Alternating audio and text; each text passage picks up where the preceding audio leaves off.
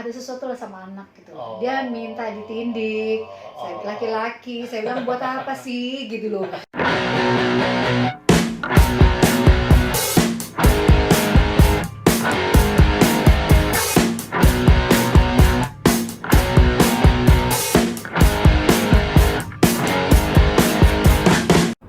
Assalamualaikum warahmatullahi wabarakatuh. Waalaikumsalam warahmatullahi wabarakatuh. Ya, kita ketemu lagi di Cerita MW. Episode kali ini bersama Nyai Dindin. Assalamualaikum.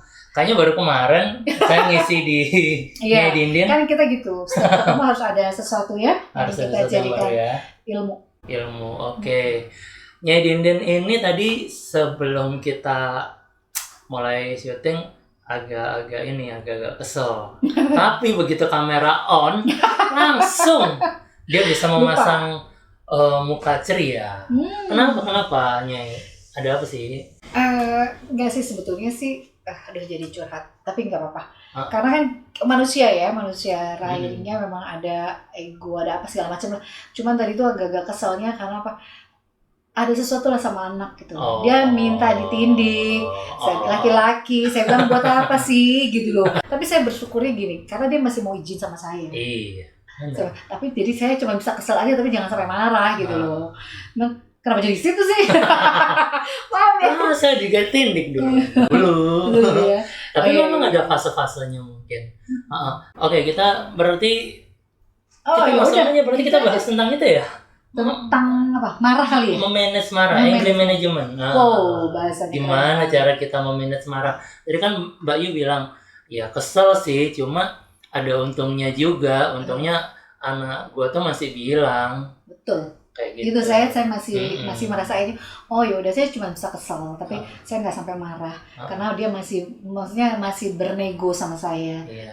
Cuman kan keselnya kenapa sih laki-laki mau ditindik, itu aja sih. Iya. Terus gimana kalau kamu? Kalau cara Laki-laki ini gimana? Tapi mostly laki-laki itu cenderung diam ya.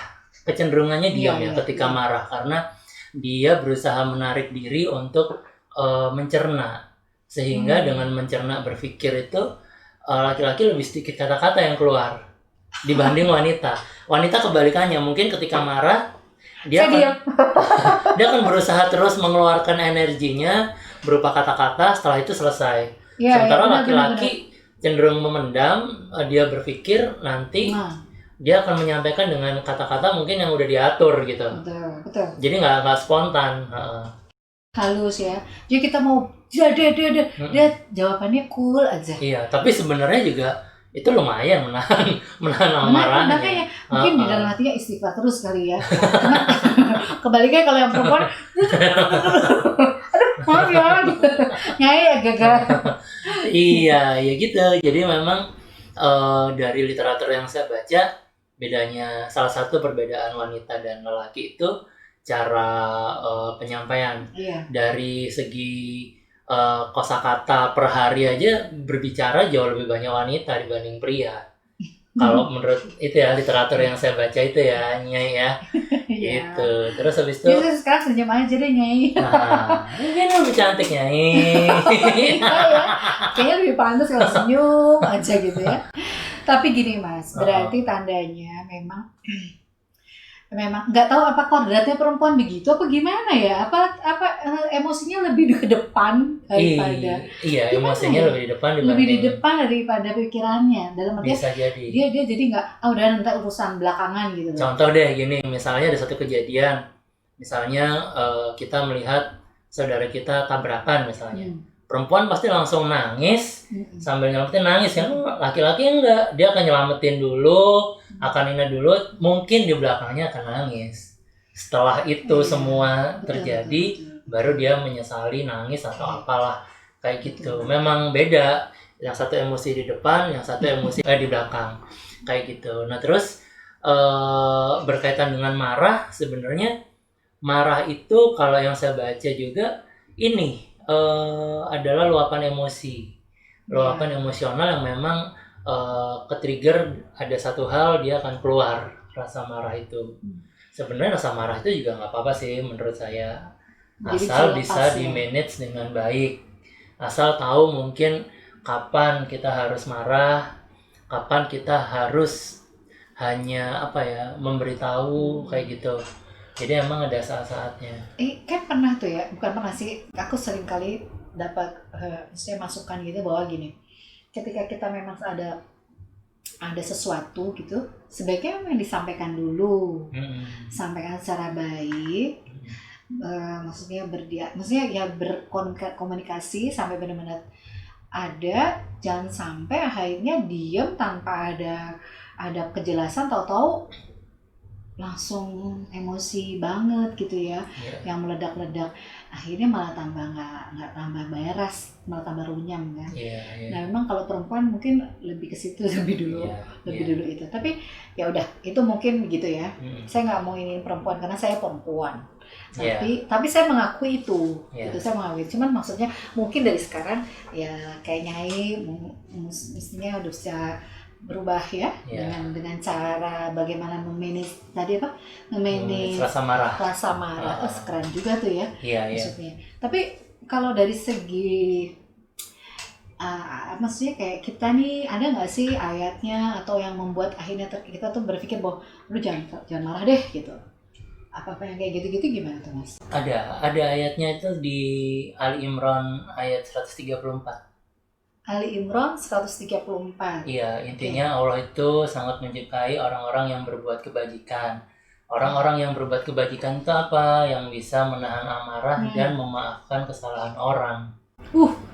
Itu biasanya katanya susah loh. Iya. Susah katanya ya. Maksudnya susah tuh gini, memaafkan orang tuh katanya susah banget.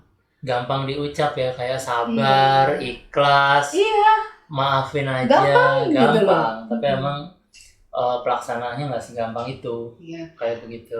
Tapi semoga ya kita berusaha untuk tadi lagi berubah dalam arti yang gini, bahwa itu hal yang pinter kalau kita bisa lakukan. Ya, setuju. Iya kan? Iya. Hal yang pinter gitu loh. Jadi kita pinter banget deh kalau kita bisa lakukan menahan amarah, memaafkan, itu benar-benar. Jadi luar biasa sih yang Nyai dapet ya. Belajar untuk memaafkan, belajar untuk tidak langsung marah, harus berdiskusi dulu.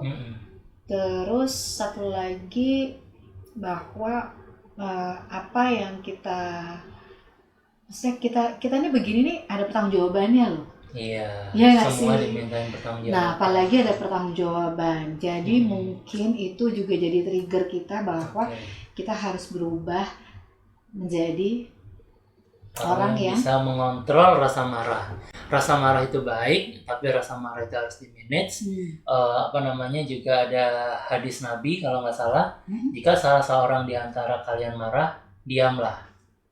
Sudah dibilang begitu. Kenapa? Mungkin kalau semua orang marah nggak ada yang mau dengerin.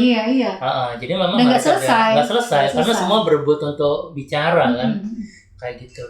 Ya alhamdulillah ternyata di episode kali ini memanage marah ini kita dapat satu lagi pembelajaran bahwa Allah pun memuji Allah menyukai orang-orang yang mampu menahan amarah dan memaafkan orang lain. Gitu. Luar biasa ya. Gitu ya Nyai. Jadi Nyai dari sini ketemu anaknya bilang nggak apa-apa kalau mau ditindik. Gitu ya. Oke, gitu dulu ya kayaknya ya episode mengelola marah atau angry management kali ini. Saya bersama Nyai di sini dari Hodesign yang ada di STC. Kita ketemu lagi nanti di lain episode tentunya dengan cerita-cerita yang lain. Amin, ketemu lagi nanti. Gitu ya Nyai ya. Okay. Kita pamit Nyai. Yuk. Assalamualaikum warahmatullahi wabarakatuh. Seru. Udah itu aja Mas. Enak. Gue emang agak-agak kecentilan begitu lagunya. Gila.